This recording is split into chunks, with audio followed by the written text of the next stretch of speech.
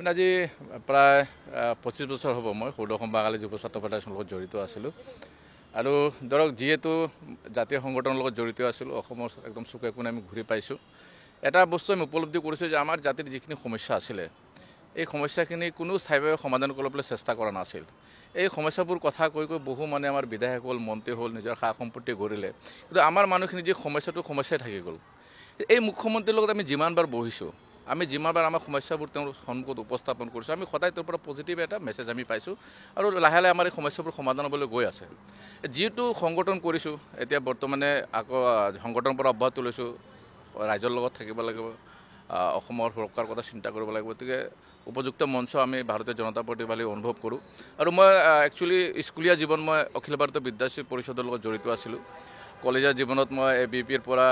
লংকা মহাবিদ্যালয় ছাত্ৰ কথা সভাত দুবাৰ মই নিৰ্বাচনত প্ৰতিনিধিত্ব কৰিছোঁ জয়ী হৈছোঁ GS হৈছোঁ আৰু BJP সম্পৰ্কে মোৰ ধাৰণা আগৰ পৰাই আছিলে মই ভাবোঁ বহুতে কয় BJP ৰাজনৈতিক দল ভাৰতৰ সৰ্ববৃহৎ ৰাজনৈতিক দল তো মই কিন্তু BJPক অকল ৰাজনৈতিক দল বুলি মই নাভাবোঁ কাৰণ আমি ভাবোঁ যে যিদৰে আমাৰ বৰ্ডাৰবোৰত আমাৰ সৈন্যসকলে আমাৰ যিসকলক আমি সদায় ৰেছপেক্ট কৰোঁ তেওঁলোকে আজি নিজৰ সকলো সা সুবিধা সকলোখিনি ত্যাগ কৰি কষ্ট কৰি আমাক যিদৰে সুৰক্ষা দি আছে ভাৰত মাতৃক সুৰক্ষা দিয়াৰ কাৰণে যিদৰে তেওঁলোকে অহৰহ চেষ্টা কৰি আছে তদ্ৰুপ ভাৰতীয় জনতা পাৰ্টিৰ যিসকল সদস্য আছে যিসকলক হয়তো আমি হয়তো বহুতে চিনি নাপাওঁ তেওঁলোকে একো পোৱাৰ আশাৰে নহয় তেওঁলোকে না বিধায়ক হ'ব বিচাৰে না মন্ত্ৰী হ'ব বিচাৰে না তেওঁলোকে কিবা পাৰিষদ হ'ব বিচাৰে নে কোনোবা সদস্য হ'ব বিচাৰে তেওঁলোকে অকল আমাৰ ভাৰতীয় সভ্যতাক ৰক্ষা কৰাৰ কাৰণে তেওঁলোকে অহৰহ চেষ্টা কৰি আছে যাৰ বাবে মই আজি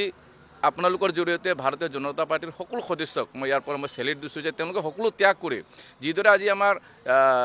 সিকিউৰিটি ফৰ্চে যিদৰে আমাৰ ভাৰতীয় মানুহক সুৰক্ষা দি আছে যাৰ কাৰণে আমি ৰাতি ভালকৈ টোপনি দিব পাৰোঁ ভাৰতীয় জনতা পাৰ্টিৰ প্ৰতিটো সদস্যই ভাৰতীয় সভ্যতা